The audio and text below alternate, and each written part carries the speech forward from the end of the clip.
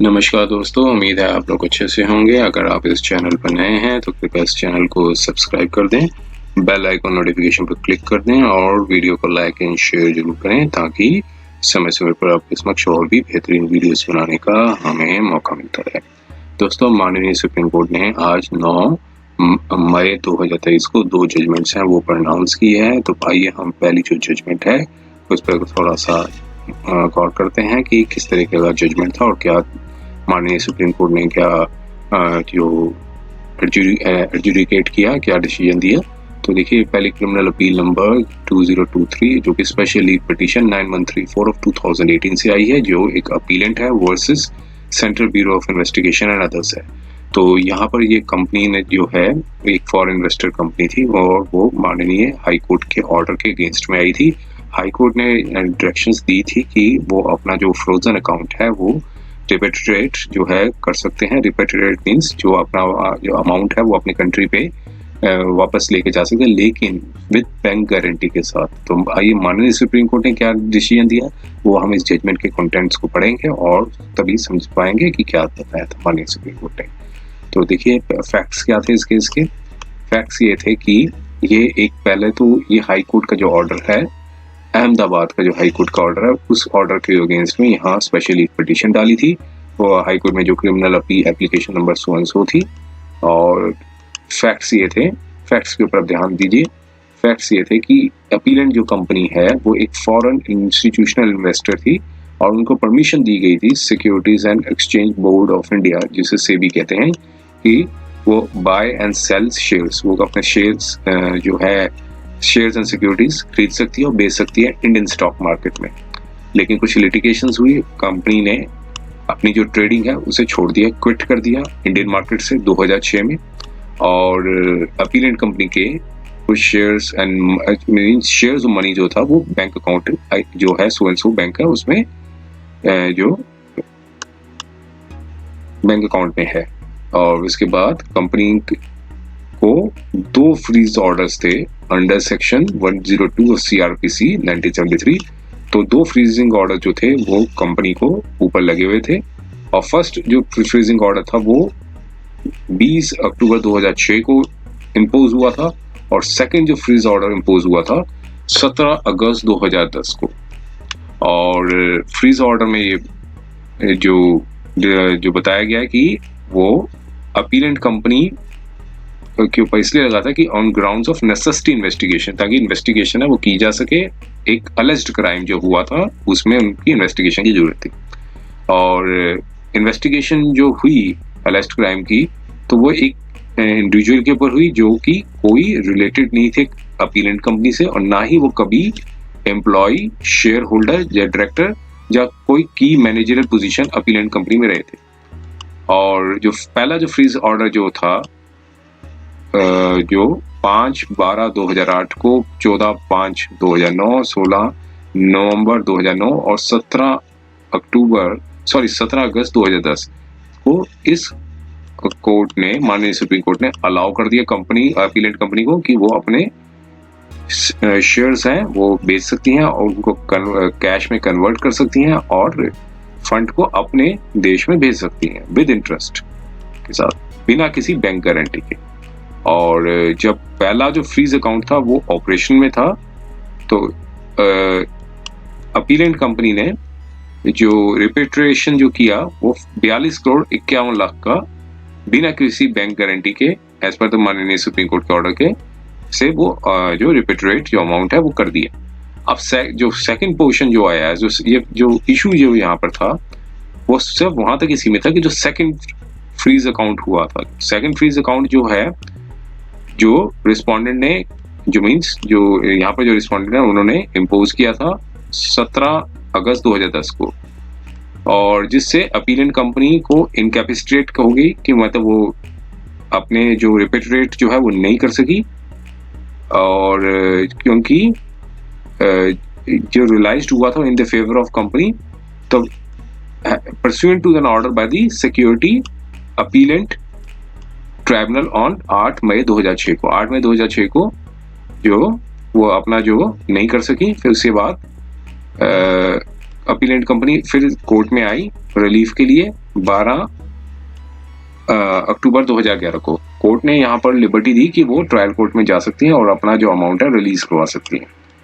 और फिर इसके बाद जो ट्रायल कोर्ट ने जब नोटिस ऑफ द फैक्ट ये देखा कि माननीय सुप्रीम कोर्ट ने अलाउ कर दिया था अपीलेंट कंपनी को कि वो अमाउंट जो है पहला जो 42 करोड़ 51 लाख को रिपेट्रेट कर सकती हैं, जो रिपेट्रेट की का ऑर्डर दे दिया जा चुका था 2 नवंबर 2012 को, और held that कि appellate company was also entitled to repatriate of 38 crore rupees 52 crore 52 lakhs 38 crore rupees 52 lakhs का वो कर सकती है। लेकिन यहाँ पर जो था रिलीज ऑफ जो फंड्स था वो was subject to the bank guarantee, उस इक्वलेंट टू द अमाउंट जो कि विड्रॉ करना है। तो यहाँ पे बैंक गारंटी जो है ट्रायल कोर्ट ने इम्पोज कर दी थी। और ये माने का जो है ट्रायल कोर्ट ने अपना ऑर्डर दिया था 2 नवंबर 2012 को। मीन्स ये जो यहाँ पर ट्रायल कोर्ट ने देखा कि पहले ही वो ऑलरेडी अपीलेंट कंपनी का पहला जो अकाउंट है वो माननीय कोर्ट ने दे दिया है, तो अब इस ऑर्डर को नोटिस करते हुए अपीलेंट कंपनी यह को अलाउ कर दिया कि वो अपना जो अमाउंट है 38 करोड़ 52 lakhs जो है वो कर सकती हैं। लेकिन यहाँ एक कंडीशन लगा दी थी कि बैंक गारंटी जो है वो इक्वलेंट अमाउंट की जब वो देंगी तभी वो विड्रॉ कर सकती हैं। अब उस ऑर्डर के अगेंस्ट पे अपीलेंट कंपनी हाई कोर्ट में आई और हाई कोर्ट ने भी कहा कि जो बैंक गारंटी जो इम्पोज की गई है वो ठीक है, और फिर उसको फिर चैलेंज किया यहाँ पर माननीय सुप्रीम कोर्ट में। यहाँ पर प्रेजेंट अपील आई है। अब पार्टीज के सुनने के बाद यहाँ कोर्ट ने नोटिस किया कि जो रिस्पोंडेंट नंबर जो 2 है, जो बैंक है, उन्होंने अपनी अपीयरेंस नहीं दी। अब यहाँ पर डिसीजंस जो रेंडर्ड हुए थे लोअर कोर्ट के, उन्होंने वो बताते थे कि एक बैंक गारंटी इम्पोज करनी जरूरी है, और जो ग्राउंड्स थे बैंक गारंटी के वो कि एक क्रिमिनल प्रोसीडिंग्स जिस इंडिविजुअल के ऊपर थी जो कि अपीलेंट कंपनी से कनेक्ट था। अब डॉक्यूमेंट्स रिकॉर्ड में देखने के बाद कोर्ट की नोटिस में आया कि जिस इंडिविजुअल की बात की जा रही है तो वो जिसकी बेसिस पे बैंक गारंटी इम्पोज किया है वो डिस्चार्ज हो चुके हैं of the alleged offences by the trial court. Means जो जिस व्यक्ति के ऊपर बताया था कि क्रिमिनल जो चार्जेस लगे हुए हैं वो कोर्ट ने पाया कि वो ऑलरेडी डिस्चार्ज हो चुके हैं। अब यहाँ पर नोट करने वाली बात थी कि वो जो इंडिविजुअल हैं जो डिस्चार्ज हुए हैं अलेज्ड क्राइम से, वो ना कभी एम्प्लॉय या शेयर होल्डर या डायरेक्टर की पोस्ट पे कभी नहीं रहे और ना ही किसी मैनेजर उस पर्सन की पोस्ट पे काम किया है अपीलेंट कंपनी में। और चूंकि वो इंडिविजुअल जो है किसी कनेक्शन में नहीं थे अपीलेंट कंपनी में, तो जो उन्होंने ट्रायल फेस किया, अपने जो ट्रायल भी जो फेस किया था वो इंडिविजुअल कैपेसिटी में फेस किया था, और ना ही वो किसी तरह से vicariously on the behalf of the appellant company. Means कि जो मास्टर की गलती जैसे विसरेसली मीन्स जो प्रिंसिपल के बिहाफ पे जो कॉन्टेस्ट कर रहा होता केस, मतलब एक्ट कर रहा होता, सॉरी जो एक्ट कर रहा होता, तो यहाँ पर विसरेसली लायबल भी नहीं थे क्योंकि किसी तरीके से कनेक्टेड नहीं थे। तो ऐसे में इस सर्कमस्टांसिस पे अपीलेंट कंपनी जो है और जो इंडिविजुअल है वो दोनों डिफरेंट सेपरेट एंटिटीज हैं, और अपीलेंट कंपनी जो है वो किसी तरीके से कनेक्शन में नहीं थी इन्वेस्टिगेशन में, और जो ऑपरेशन ऑफ द फीस जो अपीलेंट कंपनी पे लगाया गया है वो लीगली टेनेबल नहीं है।